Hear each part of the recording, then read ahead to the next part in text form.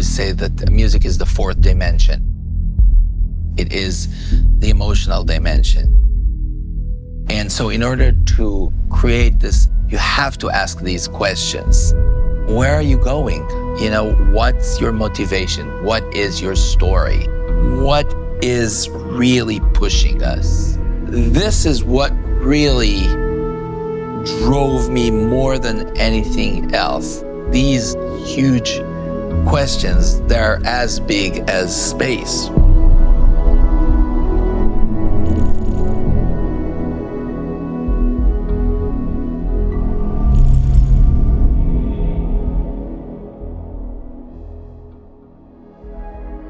Everything I've worked on at this studio, the music started very early on, as early as the concept art for the game from when I began here in 2005. At that time, Oblivion was already well underway, but as we went on to Fallout 3 after that, that was one of the first things I worked on music-wise was the main theme, and that's always been the case, where the main theme sets the tone for everything else we do in the game.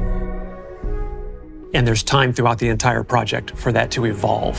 That's true, and I remember during the Fallout 4 visit, which was actually in 2012, I was wandering through the corridors and I basically stumbled into the artist's room. And it was the first time I actually saw them do what they're doing. I was captivated. I was like, wow, this is really what it is all about. And I felt so inspired and motivated basically to go back and, to do the same thing with the palette of music. The biggest challenge is actually creating the signature. I relax a lot once Exactly. we feel good about the main theme, because the rest is it'll be work and iteration, but it's going to write itself. The way I looked at Starfield always is what I called the sanctified triplet, which is everything is streaming, right? Everything is changing and everything is returning back. Ta-da, ta-da, here's your development, and then ta-da, and back. So basically it presents itself, it develops, it goes back. The circular. Is exactly some sort of like a circular journey. You go out, you adventure, discover, return. Yes, there's always the strive to go back home. And that's, I guess that's what feels so complete for us, right? We want to complete the mission. We want to complete our journey. We will find something, we will discover something, we'll take it with us, and we will go back home with it. When we built the traditional orchestral sound palette, we actually really divided the orchestral group. For example, took the woodwinds, okay? And we created like a whole woodwind layer that almost represents particle in space, because they don't play melodies at all. They play sort of like a high frequency sequence, like together. So they almost don't sound like woodwind. They sound something between organic to synthetic.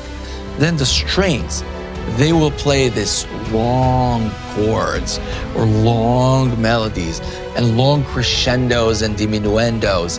And these kind of things along the line with the fast-moving woodwinds will create a nice blanket around these waves, okay? And then comes the brass. And the brass, especially the French horns, playing sort of like the beacon, the call of the brass. Those instrument groups as well. A lot of times when you are looking at that whole main theme, I'm kind of salivating, thinking about what can I do with that on the sound design side, not just to weave the main theme into different key points in the game, leveling up, discovering new places. Could we use that as straight up sound design to take those woodwind tremolos and just let's slow them way down, let's reverse them. I'll take any of that music and turn it into ambience somewhere.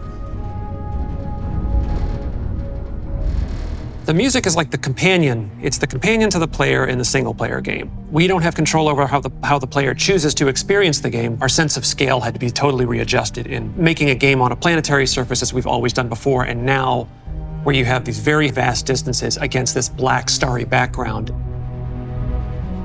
It is a blank canvas and a massive playground, and all the pieces are there for you to write your own story. Whether you jump right in and you wish to follow the main quest, the main story, and go to the obvious, one point leads to another, leads to another. The music has a funny way of playing the right chord change at the right time, and a lot of that just happens at random. You look over the valley at just the right moment, and that just happens to be when this one chord change happens, and there are times like that that feel scripted, and they're not. And I like that each player has that experience for themselves personally. I believe that the game is a whole experience, and music is part of the whole experience. I believe that the best music in a game is a music that you don't hear, music that you feel. This is something that is bigger than us. I mean, so many people worked on this game.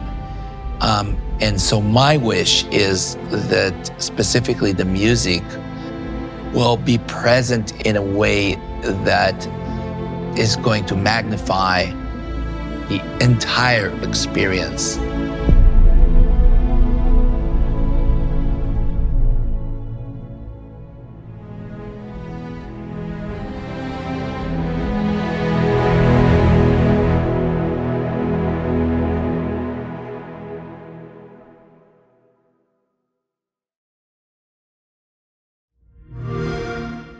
Play it day one with Xbox Game Pass.